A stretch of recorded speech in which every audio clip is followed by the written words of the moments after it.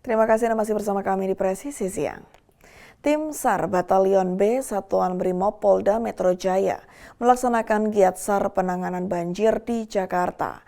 Rumah-rumah warga di kawasan Kebon Pala, Kelurahan Kampung Melayu terendam banjir akibat luapan Sungai Ciliwung. Berikut informasi selengkapnya untuk Anda. Satuan Brimob Polda Metro Jaya melalui tim SAR Batalion B Pelopor kembali terjun ke lapangan untuk membantu penanganan banjir di wilayah Jakarta Timur. Pada 3 Maret 2025, tim diterjunkan ke kawasan Kebon Pala, Kelurahan Kampung Melayu, Kecamatan Jatinegara, yang terdampak banjir akibat luapan Sungai Ciliwung setelah kiriman air dari Bendungan Katulampa, Bogor, Jawa Barat. Hujan deras yang mengguyur kawasan Puncak Bogor pada Minggu 2 Maret 2025 pukul 21.20 waktu Indonesia Barat menyebabkan kenaikan debit Sungai Ciliwung secara signifikan. Akibatnya Bendungan Katulampa ditetapkan dalam status siaga 1 yang menandakan adanya potensi banjir besar di Jakarta. Berdasarkan prediksi, limpasan air dari Bendungan Katulampa mulai mencapai ibu kota pada Senin pagi 3 Maret 2025 pukul 6.30 waktu Indonesia Barat, sehingga ketinggian air di wilayah Kebon Pala tercatat 200 cm. Kondisi ini menyebabkan sebagian warga terjebak banjir dan membutuhkan evakuasi segera.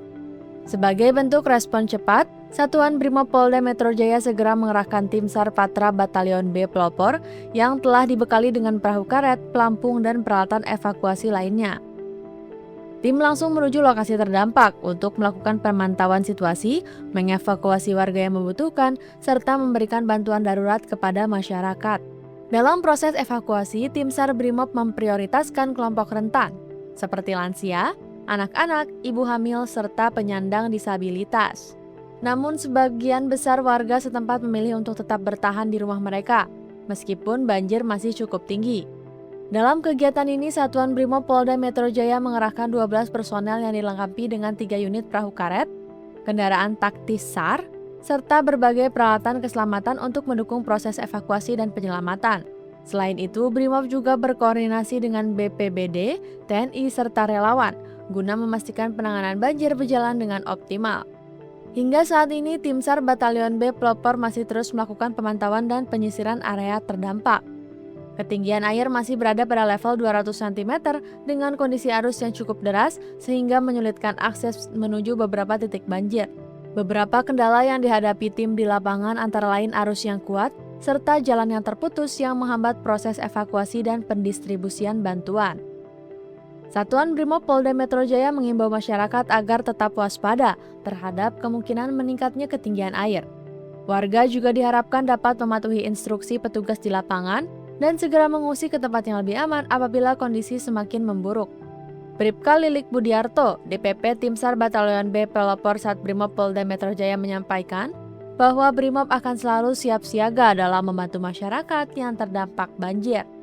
Dari Humas Polda Metro Jaya melaporkan untuk Polri TV. Bencana alam banjir bandang dan tanah longsor yang menimpa warga Cisarua, Kabupaten Bogor dan menelan 1 orang korban jiwa, serta mengubur barang-barang berharga milik warga, menyisakan luka yang mendalam dan menciptakan trauma bagi seluruh warga yang mengalami dan menyaksikan kejadian tersebut. Poluan Polres Bogor lakukan pendampingan trauma healing terhadap korban musibah bencana alam di Cisarua, Kabupaten Bogor. Kapolres Bogor AKBP Rio Wahyu Anggoro menyampaikan bahwa pihaknya telah menurunkan tim Poluan untuk memberikan pendampingan psikologis bagi para korban yang kini berada di lokasi pengungsian.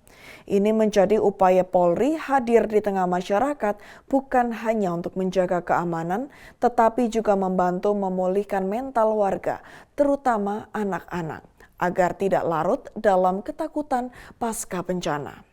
Selain memberikan pendampingan psikologis, Poluan Polres Bogor juga menghibur anak-anak melalui berbagai permainan edukatif, cerita dongeng, serta aktivitas kreatif lainnya. Para orang tua pun mendapat dukungan moral untuk tetap kuat dan tabah menghadapi cobaan ini. Suasana hangat pun tampak di lokasi pengungsian saat para poluan berbaur bersama anak-anak dan keluarga korban. Tawa riang mulai terdengar meski kesedihan masih menyelimuti sisa-sisa bencana yang terjadi. Upaya trauma healing ini akan terus dilakukan selama masa tanggap darurat berlangsung sebagai bagian dari bentuk kepedulian Polri terhadap masyarakat yang terdampak bencana alam. Kapolres Pekalongan AKBP Doni Prakoso bersama pejabat utama Polres Pekalongan serta Dinas Perdagangan Kabupaten Pekalongan dan UPT Pasar Kajen melaksanakan sidak guna memantau dan mengawasi harga kebutuhan pokok dan penting atau Bapokting di Pasar Tradisional Kajen pada Selasa 4 Maret 2025.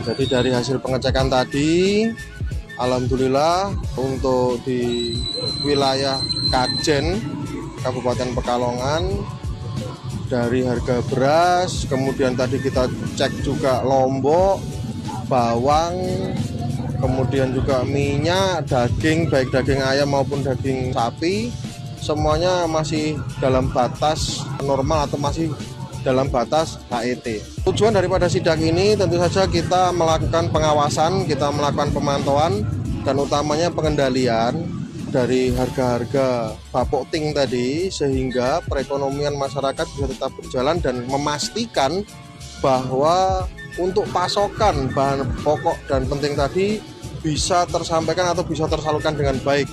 Ya, dan kita tentu saja berharap bahwa tidak ada upaya-upaya penimbunan. Kita himbau bahwa semuanya ataupun proses jual beli terutama di pasar-pasar tradisional itu berjalan dengan baik tanpa ada pihak-pihak yang berupaya untuk memanfaatkan situasi.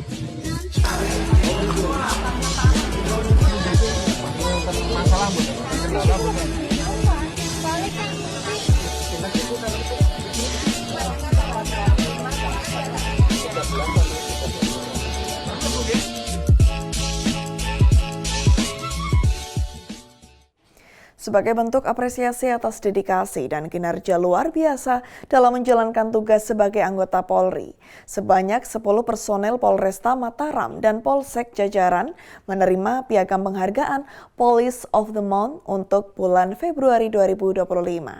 Penghargaan ini diberikan langsung oleh Kapolresta Mataram, Kombes Pol Arifaldi Warga Negara dalam apel pagi yang berlangsung di lapangan Mapolresta Mataram pada Senin 3 Maret 2025. Dalam amanatnya, Kapolresta Mataram menegaskan bahwa penghargaan ini merupakan bentuk apresiasi pimpinan terhadap kinerja personel yang telah menunjukkan dedikasi tinggi dalam menjalankan tugas kepolisian.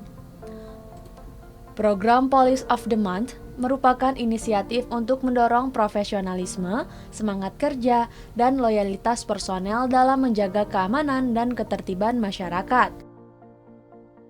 Dengan adanya penghargaan ini diharapkan semakin banyak anggota yang termotivasi untuk bekerja lebih baik, memberikan pelayanan prima kepada masyarakat, serta menjunjung tinggi integritas sebagai anggota Polri.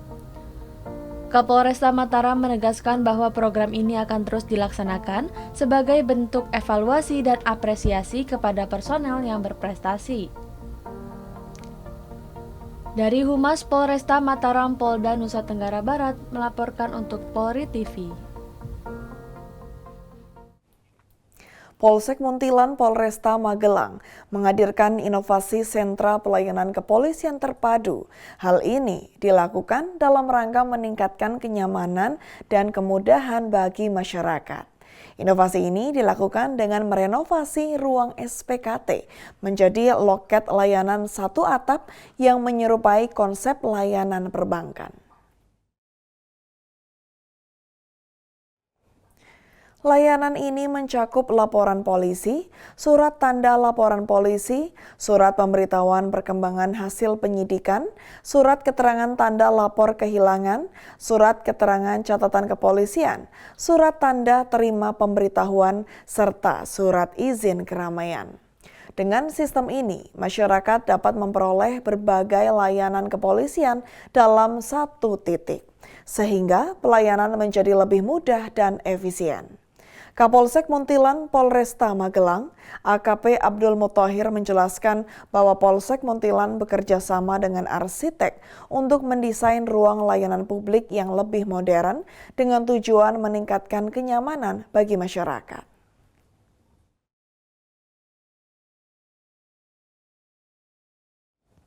Polresta Bengkulu fasilitasi tahanan menikah di kantor polisi.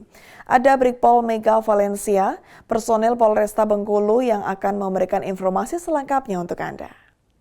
Sebagai salah satu bentuk pelayanan Polri yang diberikan kepada tahanan, Polresta Bengkulu memfasilitasi salah satu tahanan untuk melangsungkan pernikahan di kantor polisi.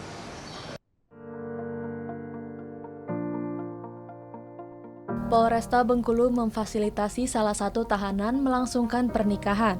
Akad nikah berlangsung di ruang Sattahti Mapolresta Bengkulu pada 28 Februari 2025 lalu. Tahanan yang melangsungkan pernikahan yaitu DO, berusia 40 tahun, warga Kelurahan Singgaran Pati, Kota Bengkulu. Dia melangsungkan pernikahan dengan kekasihnya berinisial MS. Pasangan tersebut sudah menjadwalkan tanggal pernikahan. Namun, karena DO terlibat kasus penganiayaan, maka harus menjalani proses hukum dan ditahan di ruang tahanan Mapolresta Bengkulu.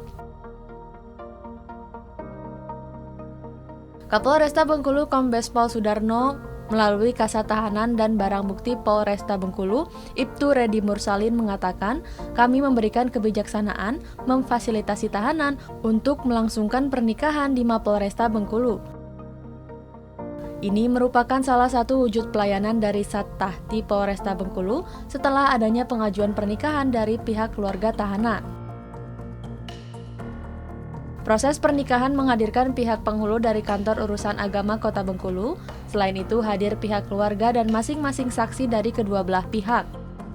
Kegiatan pernikahan juga mendapatkan pengawasan dan pengawalan dari pihak kepolisian hingga acara berjalan lancar sampai dengan selesai.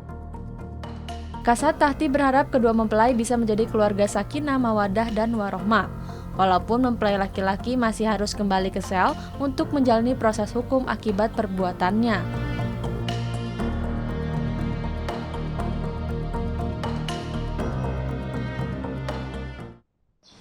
Dari Polres Kota Bengkulu, saya Brigpol Mega Valencia SH melaporkan untuk Polri TV. Salam presisi. Pemirsa, tetaplah bersama kami, Presisi Siang akan segera kembali.